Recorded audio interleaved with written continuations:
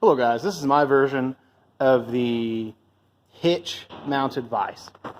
There are a couple options on Amazon that you can buy, eBay, stuff like that, and then people make their own versions a lot. There's a lot of videos on YouTube. So mine's different for a couple reasons. One, of course, I made it. There's nothing else like it.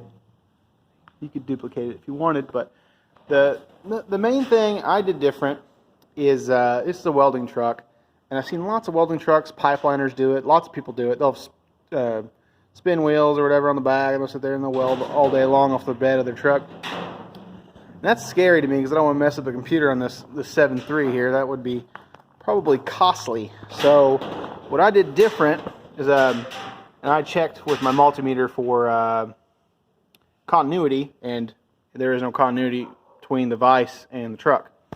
So down here for you, there's a cut. Well, everything's painted, which helps. There's a cutoff wheel there that spaces it. The threads, maybe see it.